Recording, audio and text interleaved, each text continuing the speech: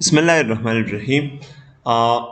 Last class में हमने CSS display property को डिस्कस किया था और हमने ये पढ़ा था कि डिस्प्ले की जो प्रॉपर्टी है वो किसी भी एलिमेंट को ब्लॉक या इनलाइन बनाने में हमें हेल्प करती है और साथ ही साथ उस एलिमेंट के अंदर जो लेआउट है, जो डिज़ाइन है उसके चिल्ड्रन का, वो भी हम डिस्प्ले प्रॉपर्टी से स्पेसिफाई कर सकते हैं। आज के क्लास में हम CSS एनिमेशंस को डिस्कस करेंगे और एनिमेशंस अगर आप देखें तो एनिमेशंस किसे कहते हैं, ठीक है। तो animations is like the gradual change in something. मसलन कोई कलर चेंज हो रहा है, ठीक है, और वो कलर एकदम से चेंज हो। अगर आपको वो हावर वाला याद हो, हमने जो हावर के लिए डिफरेंट स्टाइल किया था, तो उसमें क्या था कि कलर एकदम से बदल जाता था। तो आपने अक्सर वेबसाइट्स में देखा होगा, मैं आपको दिखा देता हूँ। यहाँ पे आते हैं और बूटस्ट्रैप मैट को थोड़ा सा, उसमें अच्छे वेबसाइट्स हैं, ठीक है। तो लेट से वो उसी इम्पैक्ट पे चले जाते हैं। ये थोड़ा सिंपल है। अगर मैं यहाँ इस पे होवर करूँ तो ये देखिए इसका एक बॉर्डर ऐड हो रहा है, लेकिन ये जो बॉर्डर है ये एकदम से ऐड नहीं हो रहा, बल्कि ये कुछ टाइम ले रहा है। So these changes are like taking time. तो जब चेंजेस स्पेसिफिक एकदम ना हो, एक टाइम, किसी खास टाइम को लेके वो चेंजेस अप्लाई हो, तो ऐसे चेंजेस को हम एनिमेशंस कहते हैं, ठीक है। यहाँ पे मेरे ख्याल से एक और भी बटन होगा, ये देखिए आहिस्ता आहिस्ता बैकग्राउंड कलर, मतलब इतना भी आहिस्ता नहीं लेकिन फील हो रहा है। लेकिन अगर हम इसको इस पे एनिमेशंस अगर अप्लाई नहीं होते तो ये बिल्कुल एकदम इसका बैकग्राउंड कलर वो चेंज हो जाता। तो इस प्रॉपर्टी को, कि किसी प्रॉपर्टी को आप चेंज कर रहे हैं होवर पे या किसी और उस पे आप चेंज कर रहे हैं, तो वो चेंज एकदम ना हो बल्कि वो ग्रेजुअल किसी खास टाइम फ्रेम में हो, तो इसको कहते हैं एनिमेशंस। और CSS से हम इस एनिमेशंस को कैसे करेंगे, आज हम क्लास में यही डिस्कस करेंगे, ठीक है। जैसा हमारा पहले से ही ये मेथड है कि हम थोड़ी सी कंसेप्ट पर थोड़ा तवज्जो देते हैं, फिर उसके बाद प्रैक्टिकल पे आते हैं। तो हमारे पास वो कौन सी प्रॉपर्टी है जिससे हम किसी भी एलिमेंट पे एनिमेशंस अप्लाई कर सकते हैं, वो ट्रांजिशन की प्रॉपर्टी है। The CSS transition allows you to change property values smoothly from one value to another over a given duration. एक स्पेसिफिक ड्यूरेशन आपने देना होता है और उस ड्यूरेशन के अंदर वो प्रॉपर्टी आपके लिए एक वैल्यू से दूसरी वैल्यू में ट्रांजिशन चेंज करवाता है। कैसे? कोड में आते हैं। एक index.html फाइल क्रिएट करते हैं और इसके अंदर इसको वो देते हैं। आज कौन सा क्लास है? 9th क्लास है आई गेस। नाइस। और हमारा आज का टॉपिक क्या है? वो है CSS ट्रांजिशंस, ठीक है। मैं यहाँ पे कुछ लॉरम एप्सम लिख लेता हूँ और साथ ही एक बटन बनाते हैं, कॉल टू एक्शन, ठीक है। मैं इसको इस तरह लिखता हूँ, कॉल टू एक्शन बटन है, ठीक है। थोड़ा सा स्टाइलिंग करते हैं। मैं ऑब्वियसली फ़ॉन्ट फैमिली से खुश नहीं हूँ, तो पहले तो बॉडी की फ़ॉन्ट फैमिली में चेंज कर दूंगा, and that would be like kill sense. फिर आते हैं बटन को थोड़ा स्टाइल करते हैं और बटन को मैं बॉर्डर देता हूँ, लेट से 1 पिक्सल सॉलिड, और बॉर्डर देते हैं डॉजर ब्लू, ठीक है। इसका जो बैकग्राउंड कलर है उसको मैं वाइट कर देता हूँ, बाय डिफ़ॉल्ट वो ग्रे होता है। और इसका जो टेक्स्ट कलर है वो पहले से ही ब्लैक होता है, लेकिन चलो मैं स्पेसिफिकली कह लेता हूँ ब्लैक है। Make sense? और क्या करते हैं कि इस बटन का जो टेक्स्ट ट्रांसफॉर्म है, मैं चाहता हूँ कि इसका हर एक लेटर जो है वो, हर एक वर्ड वो कैपिटल लेटर से स्टार्ट हो। तो क्या करेंगे? कैपिटलाइज, सही है। इसके अलावा हम पेडिंग ऐड कर लेते हैं और पेडिंग लेट से मैं ऐड कर लेता हूँ ऊपर और नीचे 10 पिक्सल्स, और हॉरिजॉन्टल में कम से कम 40 पिक्सल्स ऐड कर लेता हूँ, और बॉर्डर रेडियस को 10 पिक्सल्स दे देता हूँ, और अपने बटन को देखते हैं कि कैसे दिखाई दे रहा है। ठीक है, इसमें आ जाते हैं और अपने इस index.html फाइल को खोलते हैं। तो ये हमारे पास वो बटन है। Make sense? ठीक है। अब अगर मैं इस बटन के प्रॉपर्टी को मैं चाहता हूं कि कोई अगर इस पर होवर करे और इसका बैकग्राउंड, हाँ, उसको हम टेक्निकली क्या कहते हैं? बटन और फिर कॉलोन और फिर होवर। टेक्निकली इसका नाम क्या है? इनको सूडो एलिमेंट्स कहते हैं, सूडो क्लासेस या सूडो एलिमेंट्स। बाज डबल डॉट से होते हैं और बाज प्रॉपर्टीज वो होवर से होते हैं। तो जितने भी एक्शंस हैं आपके यूजर के, जितने भी एक्शन हैं जैसे माउस इन, माउस आउट, होवर और ये चीजें, तो ये हम सिंगल कोलोन के बाद लिखते हैं। डबल डॉट रूट, वो डबल डॉट यूज होता है किसी भी फोल्डर से बाहर निकलने के लिए। ठीक है, रूट फोल्डर है, तो उसका मतलब यह है कि ये रूट फोल्डर के अंदर या रूट फोल्डर के अंदर या रूट के साथ एक फोल्डर था, उसके अंदर कोई फाइल है, तो उससे बाहर निकलकर रूट के अंदर जाना चाहते हैं। अच्छा, सो बटन होवर पे हम क्या कर लेते हैं कि हम बैकग्राउंड कलर को डॉजर ब्लू कर लेते हैं, और मैं अगर इसको रिफ्रेश कर लेता हूं, ये देखिए बिल्कुल एकदम से बैकग्राउंड कलर चेंज हो रहा है, which is nice but not 100% perfect। हमें यहाँ पे एनिमेशंस डालने हैं कि आराम से थोड़ा सा टाइम लेके हमारा ये जो कलर है ये चेंज हो। तो कैसे करेंगे? CSS की ट्रांजिशन प्रॉपर्टी समझाता हूँ। आपने यहाँ पे लिखना होगा ट्रांजिशन, और फिर इस ट्रांजिशन में आपने स्पेसिफाई करना होगा क्या? नेम ऑफ द प्रॉपर्टी, कौन सी प्रॉपर्टी चेंज हो रही है जिस पे आप एनिमेशन अप्लाई करना चाहते हैं, और कितना टाइम। तो सफ़ी मुझे ये बताए कि कौन सी प्रॉपर्टी चेंज हो रही है? बटन की बैकग्राउंड कलर। शाबाश। तो मैं यहाँ पे लिख लूंगा, ट्रांजिशन को बता दूंगा कि मेरा बैकग्राउंड कलर चेंज हो रहा है, और कितने टाइम। अच्छा, अगर वो चेंज हो रहा है तो कितने टाइम में आप चेंजेस चाहते हैं, तो वो टाइम भी मैंने सेकंड्स में बताना होगा। लेट्स से मैं चाहता हूं कि इसको 1 सेकंड में ये चेंजेस अप्लाई करें। अब आपने होवर किया है, उसे पता है कि ये इसने कोई स्टाइलिंग की होगी, या होवर पे इसका बैकग्राउंड कलर चेंज किया होगा, या किसी भी इवेंट पे इसने ये बैकग्राउंड कलर चेंज किया होगा। तो जब वो चेंज होगा, जब वो इवेंट होगा, तो ये कलर चेंज होगा, लेकिन वो डायरेक्टली नहीं होगा बल्कि ट्रांजिशन पर उसको कंट्रोल करेगा। तो मैं अगर इसको रिफ्रेश करता हूं ना, अब गौर से देखें, 1 सेकंड ले रहा है, ये देखिए। ठीक है, 1 सेकंड इज मोर, लाइक आप 2 सेकंड्स भी कर सकते हैं देखने के लिए, सही तरीके से ऑब्जर्व करने के लिए कि यार वाकई ये ऐसे हो रहा है। पहले कितना एकदम हो रहा था ना। और हम ना कलर को भी चेंज कर लेते हैं। यहां पे हम कलर को वाइट कर लेते हैं।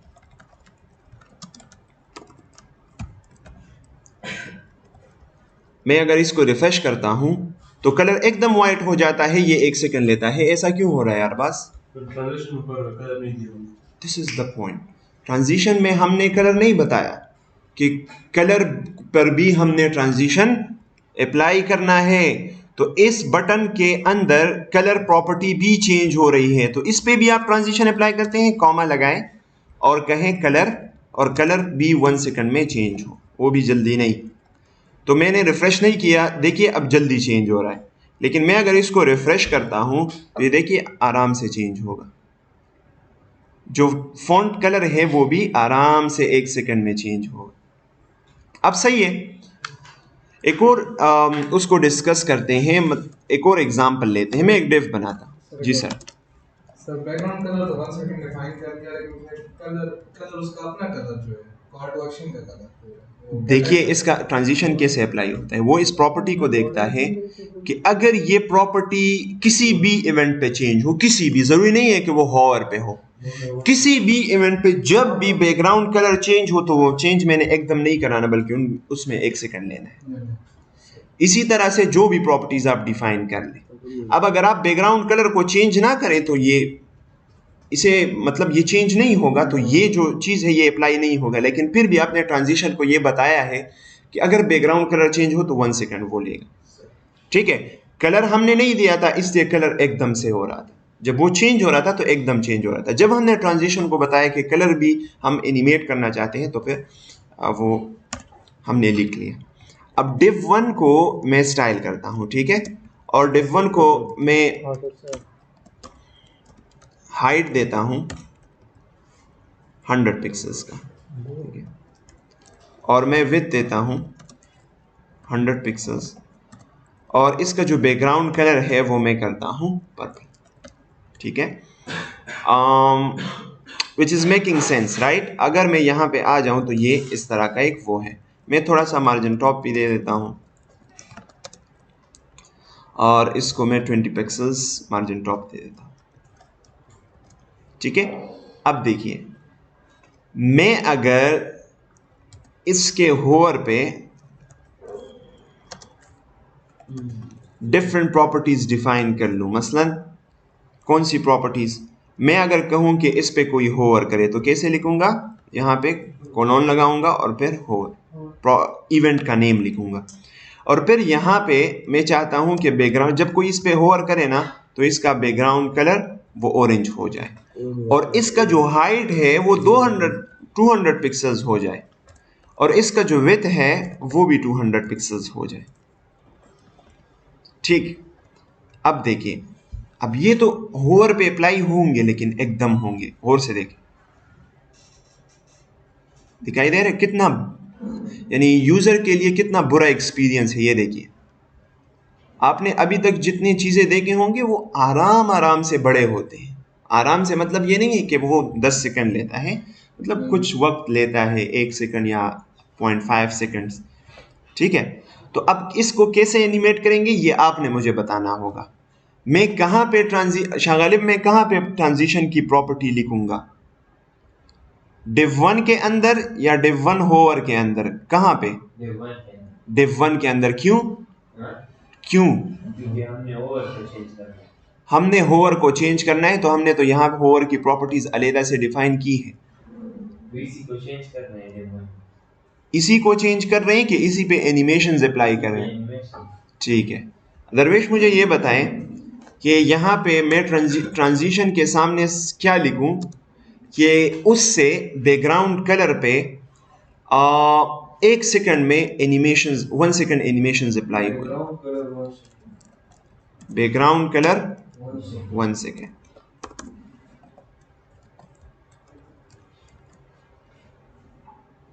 अच्छा अतहर, मुझे ये बताएं कि ये हाइट और विड्थ क्यों एकदम इंक्रीज हो रहे हैं और बैकग्राउंड कलर आराम से, ये क्यों?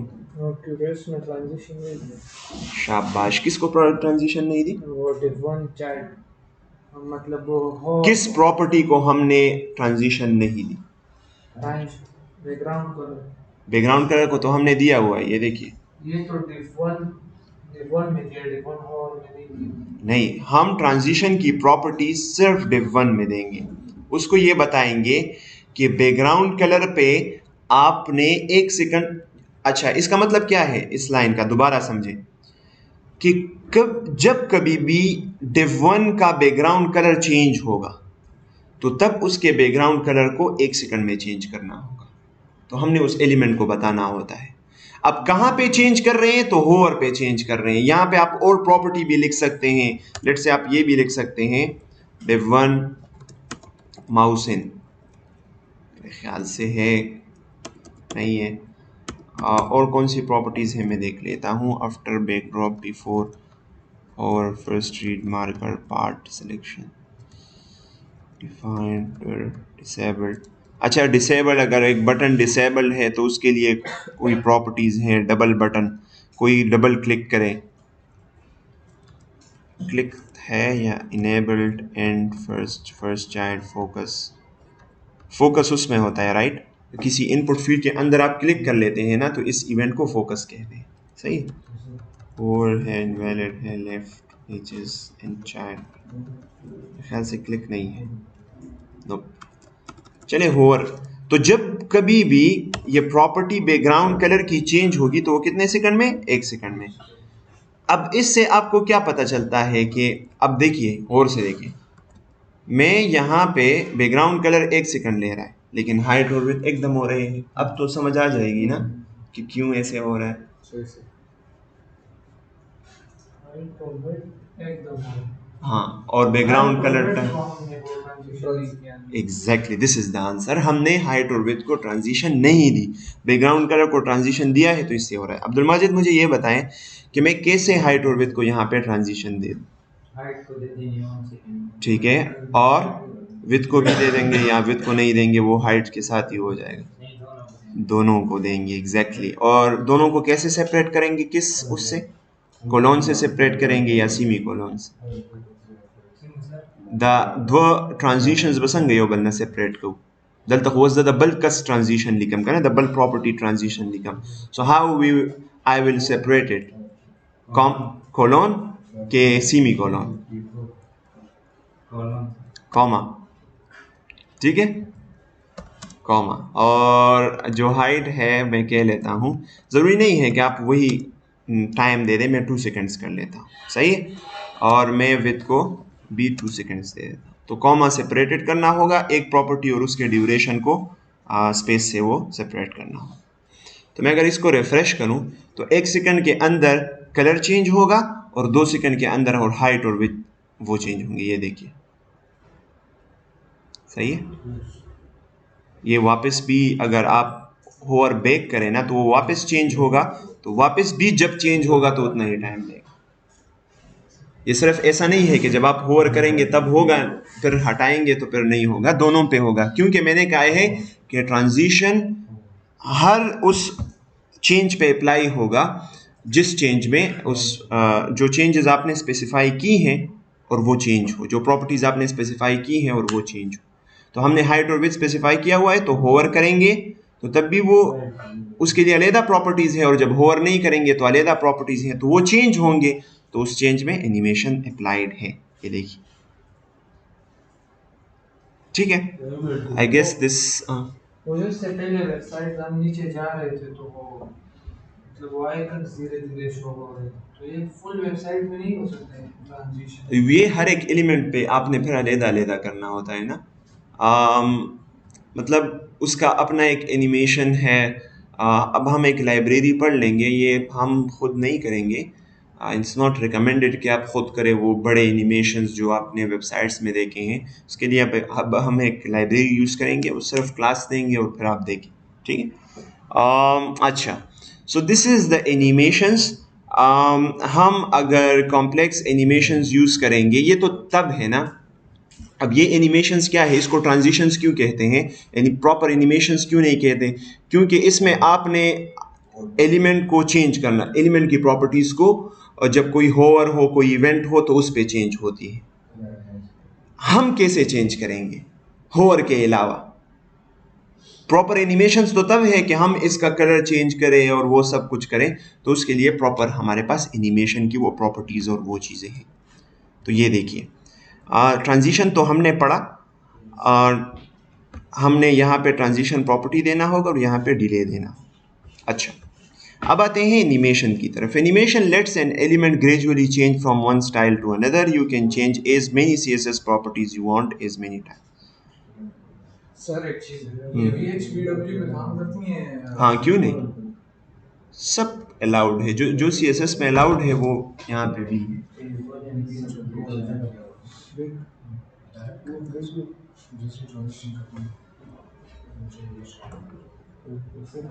ट्रांजिशन में ये देखिए आपने अच्छा, ये क्या कर रहा है कि ट्रांजिशन में नई प्रॉपर्टीज दे रहा है। ट्रांजिशन में नई प्रॉपर्टीज नहीं देना, ट्रांजिशन में सिर्फ ये बताना है कि अगर ये कौन सी प्रॉपर्टीज अगर चेंज हो तो उस पे ट्रांजिशन को अप्लाई करना है, कितने ड्यूरेशन में।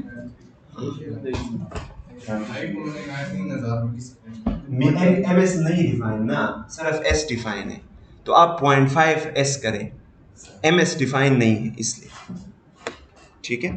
आप काइंडली ट्रांजिशन अप्लाई करें, फिर एनिमेशन की तरफ आते हैं, जल्दी करें। अच्छा, आपके पास 5 मिनट है। Okay, So animation lets an element gradually change from one style to another.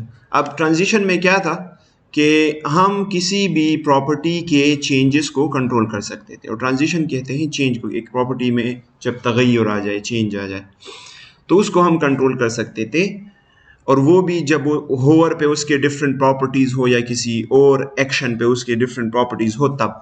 अब अगर हम चाहते हैं कि जैसे ही पेज लोड हो जाए मेरा जो डिव है ये कलर चेंज करे, 1 सेकंड के अंदर वो कलर चेंज करे और फिर वापस नॉर्मल पे आ जाए। अक्सर आपने ऐसे एनिमेशंस देखे होंगे जिनमें इनिशियली जब पेज लोड हो जाता है तो कुछ हो जाता है, उसके बाद पेज वो सब चीज़ें नॉर्मल हो जाती है। तो ऐसे एनिमेशंस के लिए हमारे पास क्या होते हैं, CSS एनिमेशंस है, और हमने वहाँ पे की फ्रेम डिफाइन करना होता है।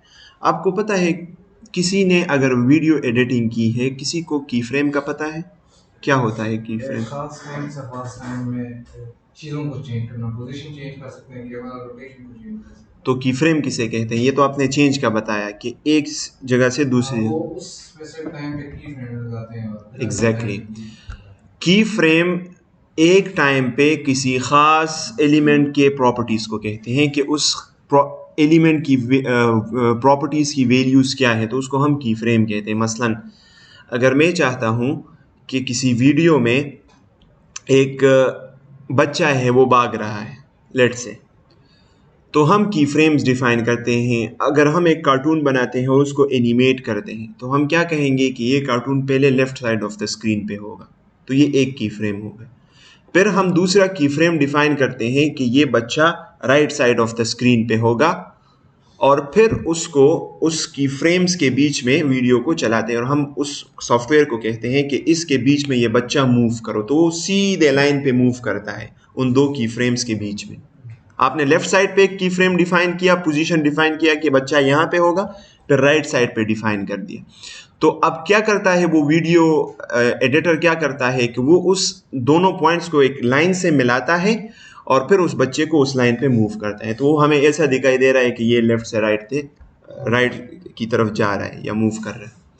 इसी तरह से CSS एनिमेशंस भी आप जब करते हैं तो उसमें आपके पास की फ्रेम्स होते हैं।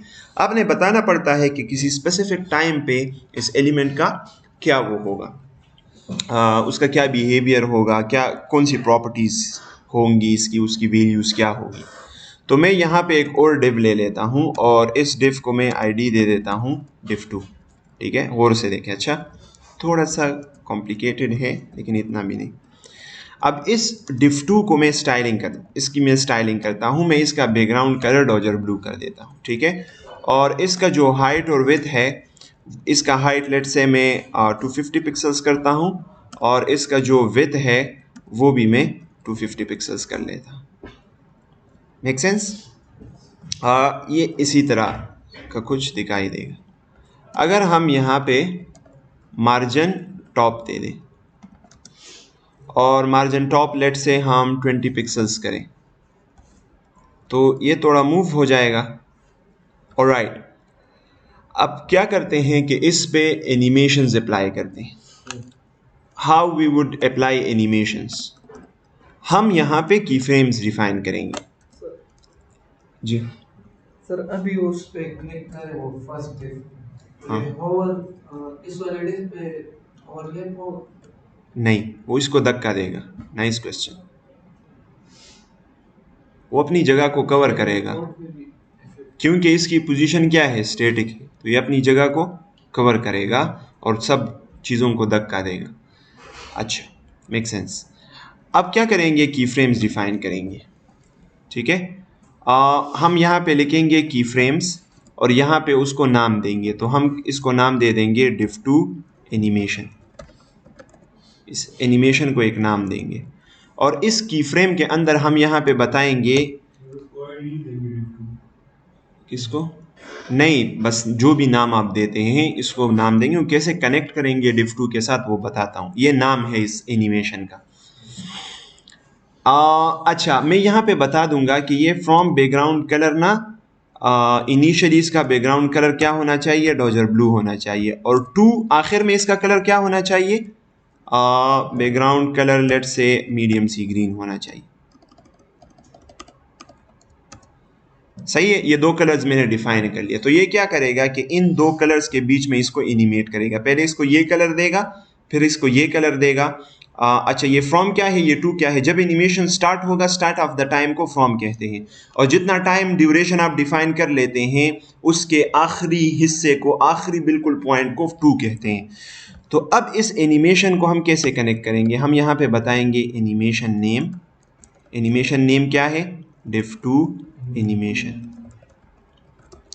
और एनिमेशन का ड्यूरेशन भी देंगे। अगर आप ड्यूरेशन नहीं देंगे तो ये एनिमेशन अप्लाई नहीं होगा, क्योंकि ड्यूरेशन बाय डिफ़ॉल्ट वो 0 सेकंड्स होता है। तो मैं 1 सेकंड्स दे देता हूँ और यहाँ पे इसको रिफ़्रेश करता हूँ। तो जैसे ही मैं इसको रिफ़्रेश करता हूँ, इसका कलर ख़ुद वो मीडियम सी ग्रीन में चेंज हो जाएगा। एंड 2 सेकंड्स करते हैं, ये देखिए। फहद प्लीज़, मैं इसको अगर रिफ़्रेश करता हूँ तो इसका जो कलर है वो डॉजर ब्लू से चेंज होके 2 सेकंड में एनिमेशन ख़त्म हो गया। तो जैसे ही एनिमेशन ख़त्म हो जाएगा, इसकी जो डिफ़ॉल्ट प्रॉपर्टीज़ है वो इस पे सारी अप्लाई हो जाएंगी। इसकी डिफ़ॉल्ट प्रॉपर्टीज़ ये है। सही है जी। सर अगर हम चाहें कि 2 सेकंड में चेंज हो वापस 4 सेकंड्स दोबारा, तो वो आप कैसे करेंगे? ये देखिए, उसका ट्रिक है ना। अब आप एक प्रोग्रामर सोचेंगे, अब आपको ये सिर्फ क्या दे रहा है? एनिमेशन ड्यूरेशन दे रहा है और आपको एनिमेशन के की फ्रेम्स दे रहा है। अब ये इसकी रिक्वायरमेंट्स क्या है कि मैं इसको मीडियम सी ग्रीन में चेंज करूं, लेकिन आपने अब ये देखा ना, ये मैं रिफ्रेश करता हूं, ग्रीन में चेंज हो गया, लेकिन एकदम वापस उसमें, क्योंकि एनिमेशन खत्म हो गए तो डिफॉल्ट प्रॉपर्टीज एकदम अप्लाई हो गई। अब देखिए थिंकिंग हम कैसे करेंगे। अब हमारे पास यही प्रॉपर्टीज है। हम कैसे इसको फेक करेंगे कि पहले हमें डॉजर ब्लू 2 सेकंड्स में दिखाई दे, फिर मीडियम सी ग्रीन कलर पे चेंज हो, और फिर वापस डॉजर ब्लू में भी एक प्रॉपर टाइम में चेंज हो। तो आपको पता है फ्रॉम टू के अलावा आप परसेंटेजेस भी यूज़ कर सकते हैं। मैं यहाँ पे यूज़ करता हूँ 0%, कि जब टाइम स्टार्ट होगा तो तब बैकग्राउंड कलर क्या होगा? वो डॉजर ब्लू होगा, और जब 100% टाइम गुजर जाएगा तो फिर इसका जो बैकग्राउंड कलर है वो अगेन हम क्या कर देंगे? डॉजर ब्लू कर देंगे। और बीच में जब 50% टाइम गुजर जाएगा, तो 50% टाइम जब गुजर जाएगा तो हम इसको बैकग्राउंड कलर दे देंगे मीडियम सी ग्रीन, और इसका ड्यूरेशन थोड़ा बढ़ा लेंगे, इसको हम 6 सेकंड्स कर लेंगे। तो क्या होगा? 4 सेकंड्स करते हैं।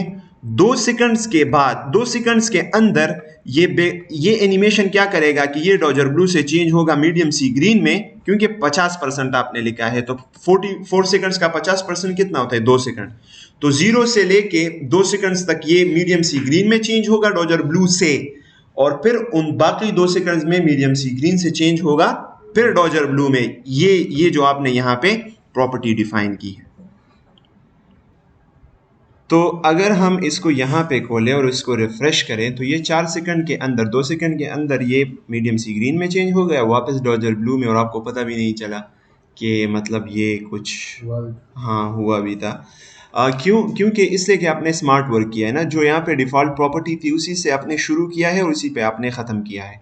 अगर आप यहाँ पे डिफ़ॉल्ट प्रॉपर्टी पर्पल दे देते हैं ना, तो वो मतलब बिल्कुल एनिमेशन का इससे कोई काम ही नहीं होगा, बिल्कुल अजीब अजीब लग रहा हो। ये देखिए, इनिशियल एनिमेशन स्टार्ट हो गया, बंद हो गया, और फिर डायरेक्ट इसका कलर पर्पल हो जाएगा। तो ऐसे आपने नहीं करना ना, आपने स्मार्ट थिंकिंग करना है। जो 0% और 100% में देना है वो आपने यहाँ भी देना है।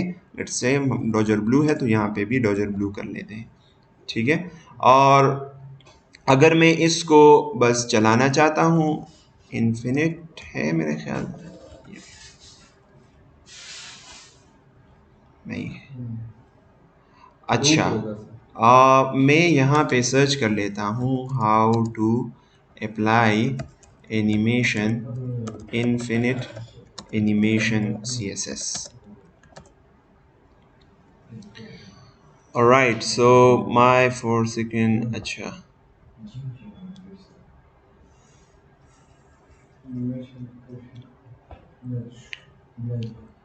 Duration, delay, iteration count, fill mode, ये मेरे ख्याल से इटरेशन काउंट भी हमने देना होगा, ठीक है।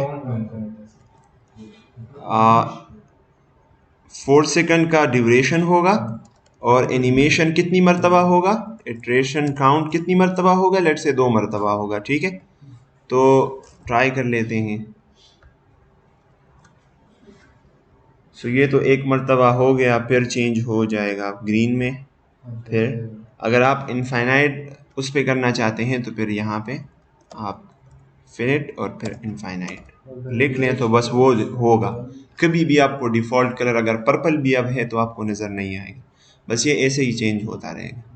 अब आप इन तीनों प्रॉपर्टीज़ को एक ही प्रॉपर्टी में लिख सकते हैं। आप ऐसे लिख सकते हैं, एनिमेशन सिर्फ लिखे और पहले उसको एनिमेशन का नाम दें, div to एनिमेशन, और फिर उसको ड्यूरेशन दें 4 सेकंड्स और फिर इटरेशन काउंट दें इन्फिनिट। तो ये तीनों प्रॉपर्टीज़ अलग-अलग देने की ज़रूरत नहीं है, सेम काम करेगा, राइट। मैं इसको रिफ़्रेश करता हूँ तो सेम काम कर रहा है। ये इन्फिनिटली ये एनिमेशन अब इस पे अप्लाई होगा, which is making sense. So this is the concept of CSS animation. कोई भी complex animation using these keyframes you can apply this. Sir एक और चीज जी, ये आपने 3 प्रॉपर्टीज दी हैं, इनमें उल्टा पुल्टा कर सकते हैं, मतलब इनफिनिट मैंने लिख दूं, काउंट 2 सेकंड में दे दूं। मेरे ख्याल से नहीं, हाँ यही उस ऑर्डर को बरकरार रखना है। अच्छा, एक लाइब्रेरी यूज़ करते हैं, and this is our first library that we are using. और लाइब्रेरी का मतलब सॉफ्टवेयर इंजीनियरिंग में, सॉफ्टवेयर्स में लाइब्रेरी का क्या मतलब होता है? लाइब्रेरी का मतलब होता है, अच्छा आपके पास लाइब्रेरी में क्या होता है, बुक्स होती हैं जिसमें किसी ने पहले से जो इल्म हासिल किया होता है वो उसने तैयार आपके लिए लिख लिया होता है।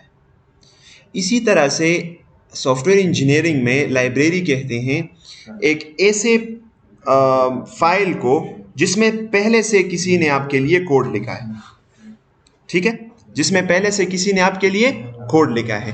तो अब अगर हमारे लिए कोई पहले से एनिमेशंस लिख लें और उसको एक फाइल में डाल दे, एक CSS फाइल में डाल दे, तो उसको हम क्या कहेंगे, एनिमेट CSS लाइब्रेरी कहेंगे, लेट से।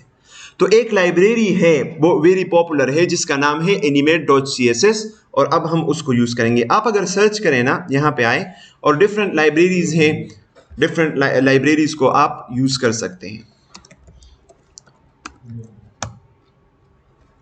एनिमेट CSS लाइब्रेरी जैसे ही मैं यहाँ पे सर्च करूँ, ये देखिए animate.css पहला वो आ गया। मैं अगर इसको खोलूँ तो इस लाइब्रेरी के लिए ये पूरा का पूरा, अरबाज प्लीज़ यार ड्यूरिंग द टाइम मिला भी animate.css में क्या है कि ये पूरा एक वेबसाइट है इसके लिए। इसमें आप मतलब लाइब्रेरी को यूज़ करने का पूरा तरीका उन्होंने बताया है। तो मैं यहाँ पे, अच्छा मुख्तलिफ तरीके हैं, npm के साथ भी कर सकते हैं। हमारा तरीका ये है, हम क्या करेंगे, इस लिंक को कॉपी करेंगे, ठीक है। और अब देखिए बिल्कुल कोई भी रॉकेट साइंस इसमें नहीं हो रहा। क्या हो रहा है कि बस एक CSS फाइल है वो हम लिंक कर रहे हैं, और वो CSS फाइल किसने लिखा है, किसी और ने लिखा है हमारे लिए, और उसमें सारे एनिमेशंस लिखे हैं। अब उनको यूज़ कैसे करेंगे, सिर्फ हमने वो देखना होगा। अच्छा, तो मैं यहाँ पे आ जाऊँगा और अपने index.html में इसको कनेक्ट कर लूँगा। कैसे कनेक्ट करेंगे, बस उस लिंक को कॉपी किया है उसको यहाँ पे पेस्ट कर लेंगे, Alt+Shift+F से रिफॉर्मेट करेंगे तो थोड़ा सा रिफॉर्मेट हो जाएगा, सेफ, और ये कनेक्ट हो गया। अब कैसे एनिमेशन में इस H1 पैलेट से एनिमेशन अप्लाई करना चाहता हूँ, कैसे करूँगा। तो एनिमेट CSS लाइब्रेरी मुझे क्या कह रहा है कि बेसिक यूसेज क्या है, after installing animate.css add the class animate__animated to an element along with any of the animation names, don't forget the animate prefix। यहाँ पे आपने क्या करना है कि animate__animated क्लास देना है किसी भी स्टाइल पे, किसी भी एलिमेंट पे जब आप स्टाइल्स अप्लाई करना एनिमेशंस अप्लाई करना चाहते, तो मैं यहाँ पे क्लास दे दूंगा animate__animated।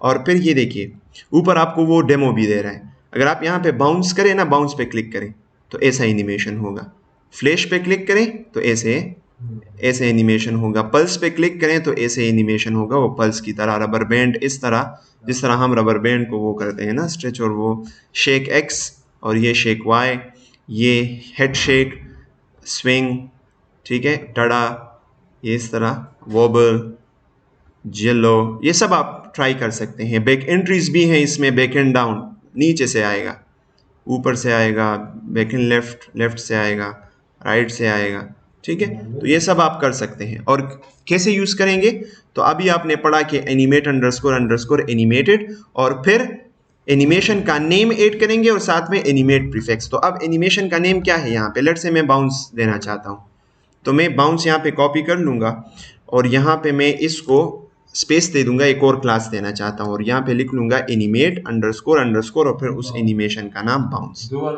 हाँ, 2 बार अंडरस्कोर। अब देखिए मैं इसको रिफ्रेश करता हूँ, ऊपर CSS ट्रांजिशन को देखें,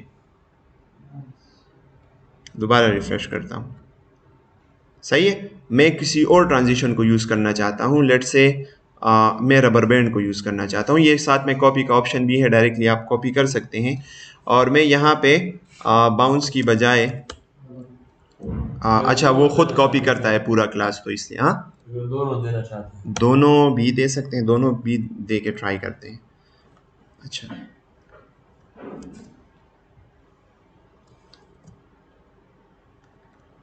ठीक है, और साथ में मैं अगर अरबाज कह रहा है कि मैं अगर दोनों ट्राई करूं बाउंस, हाँ दोनों हो रहे हैं ना, वो बाउंस भी हो रहा है और दोनों अप्लाई होंगे। फिर ये देखिए थोड़ा सा ऊपर नीचे भी हो रहा है, हाँ लेकिन ऐसे नहीं।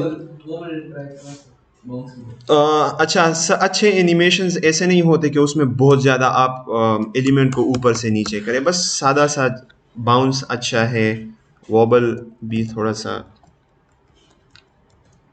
ओ नहीं नहीं ये नहीं है। अच्छा मेरे ख्याल से पल्स हेड शेक ट्राई कर लेते हैं, ये सही है। अच्छा आपने ये एनिमेशन कहाँ पे देखा होगा, आप जब किसी चीज़ पे क्लिक करते हैं ना और वो एरर मैसेज आपको दिखा रहा होता है, तो उसे सर हिला रहा होता है, वो आपको कह रहा है you can not click on this, you can not proceed, और वो ऐसे शेकिंग पे करता है, तो आप उसके लिए ये यूज़ कर सकते हैं। हार्ट बीट सही है।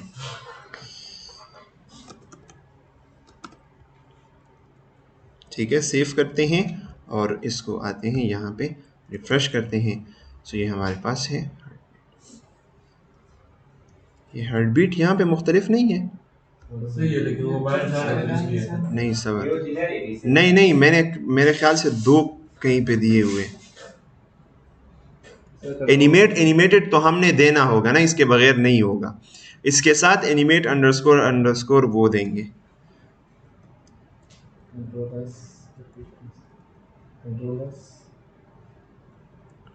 अच्छा कंट्रोल एस मैं नहीं कर रहा, मैंने किया है, ये क्यों वो पुराना वाला वो इस पे अप्लाई हो रहा है। मैं अगर इससे ये क्लास हटा भी दूँ ना, इसको गलत करता हूँ तो फिर होगा, फिर नहीं हो रहा, हार्ट बीट हो रहा है। अच्छा वो हाँ मुझे अब समझ आ गई, असल में जूम हो रहा है इसलिए हमें लग रहा है कि ये उस तरफ जा रहा है। हाँ सेंटर करने थे, तो कैसे सेंटर करेंगे, H1 को टेक्स्ट अलाइन सेंटर, ये इसलिए। अच्छा अब वो कंसेप्ट भी थोड़ा सा रिवाइज करते हैं। मैं अगर इसको सेंटर करना चाहता हूँ, इसका बैकग्राउंड कलर मैं चेंज कर लेता हूँ ताकि आपको पता चले, पर्पल कर लेता हूँ ना, तो इसने 100% विथ गिरा हुआ है, इसलिए ये क्या कर रहा है, अगर आप इसको टेक्स्ट अलाइन सेंटर करें तो ये सेंटर पे हो जाएगा।